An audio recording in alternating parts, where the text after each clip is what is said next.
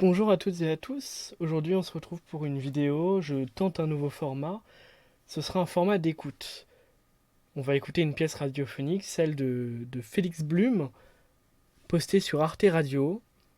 Elle m'intéressait parce que on parle de paysages sonores du désert mexicain. On va écouter ça tout de suite sur mes enceintes. J'ai essayé de faire une écoute plutôt classique. Et après, on discutera un peu de qu'est-ce que j'ai ressenti. Bonne écoute. Arte Radio. Fermez les yeux.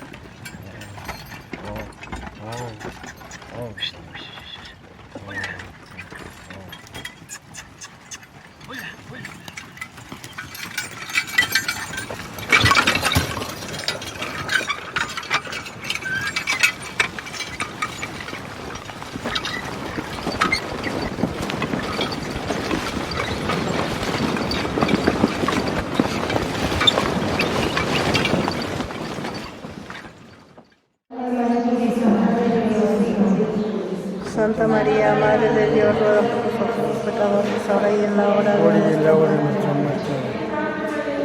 Santa María, Madre de Dios.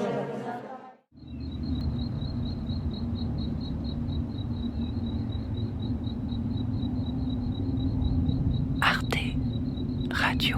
On va en discuter un peu. Je vais donner mon ressenti.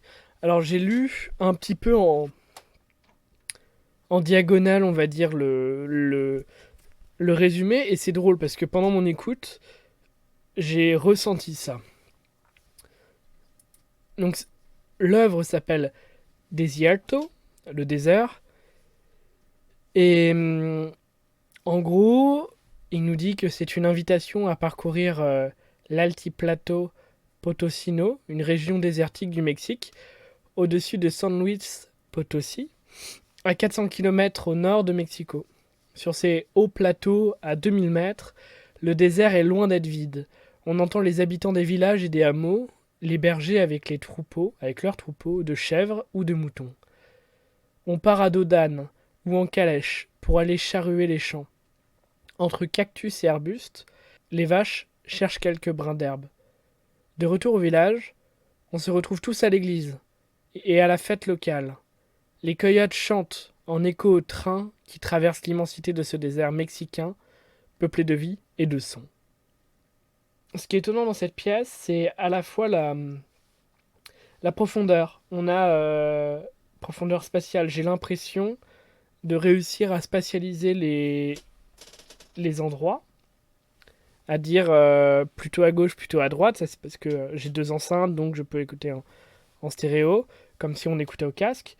Mais j'ai aussi une notion de profondeur. J'ai l'impression d'entendre parfois des sons très loin quand il y a ces deux hommes. Alors, il y a un moment donné, justement, cet homme-là qui siffle et qui appelle, on a l'impression qu'il est vraiment dans le vide. Ou dans un endroit sans personne, en tout cas. La radio aussi, à un moment donné, quelqu'un écoute la radio, on ne comprend pas réellement. Et il y a une notion d'absence. Euh, si j'avais pas su que cette pièce était dans un désert mexicain, je l'aurais vu au Far West, aux États-Unis. Avec à un moment donné cette course, là pareil, il y a une profondeur, on a l'impression d'être au milieu de la foule, d'avoir un haut-parleur ou le speaker à côté, et d'avoir les chevaux qui passent très vite. Pour moi, c'était un peu comme une...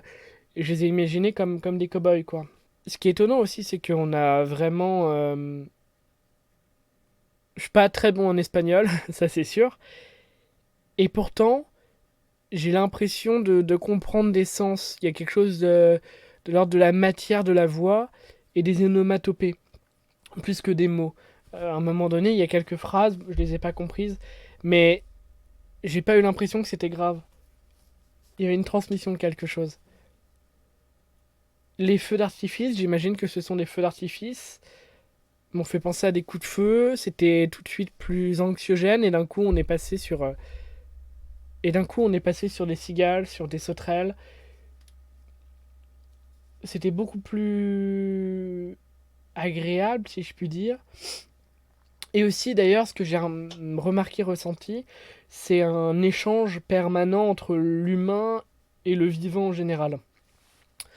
Le braiement de l'âne, par exemple, qui va être mis en relation avec, je crois que c'était une chanson. Avant, il y a quelque chose de partage comme ça entre le vivant et l'humain. Même si l'humain est vivant. Beaucoup de chansons, sifflements. On revient aux onomatopées. C'est. Alors on sent que c'est une composition. C'est-à-dire que dans le terme de paysage sonore, on n'est pas là à, à photographier un endroit sans trop mettre en scène. Il y a vraiment des choix de mise en scène qui sont très bons. C'est pas du tout péjoratif, la mise en scène. C'est-à-dire que c'est pas un paysage sonore, c'est pas une sonographie plate, contemplative un peu, mais dans la composition et dans le jeu de la musique. Ce train qui arrive, qui déchire l'espace, on le ressent, puis avec des transitions très fluides, on a des brisures dans les champs sonores. Moi, j'ai l'impression de passer d'un endroit à un autre assez rapidement, sans trop être perdu, sans me dire, tiens, on est où là?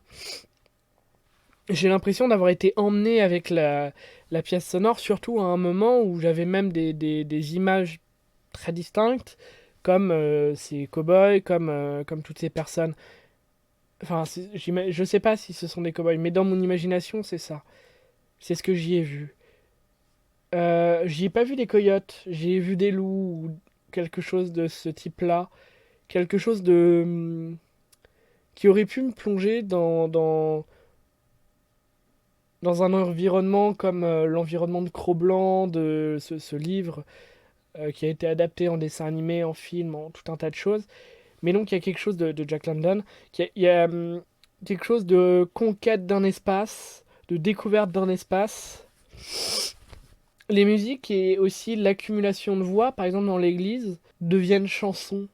Ça nous fait passer le temps, j'ai l'impression, avec plus grande rapidité. Il y a un jeu entre la lenteur, la contemplation et une cadence rapide, très très très très dynamique, très très rythmée. De toute façon, la pièce entière est très très rythmée.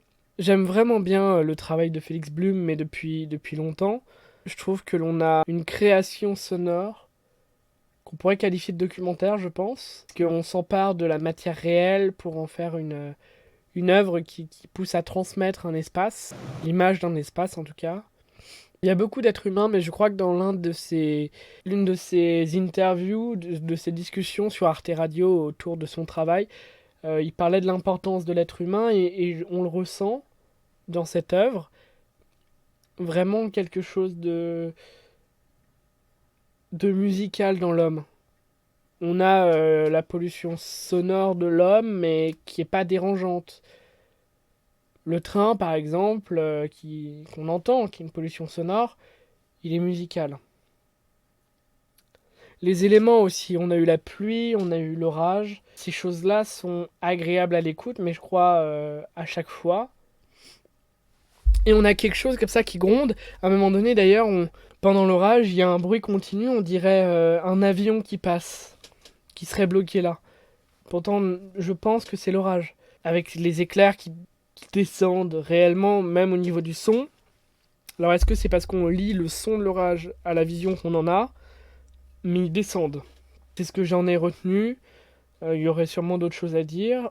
Si vous avez des idées, si vous avez ressenti autre chose, si vous êtes d'accord avec ce que j'ai dit, n'hésitez pas à réagir, à me dire ce que vous en pensez, à suivre les autres aventures sonores. Si vous n'avez pas le temps d'écrire un commentaire, un petit like ou quelque chose, voilà, abonnez-vous si vous voulez suivre les aventures autour du son. Est-ce que ce format-là vous plaît? Est-ce que vous en voulez d'autres? Je vous dis à tout bientôt. C'était Myriade. Merci de m'avoir écouté.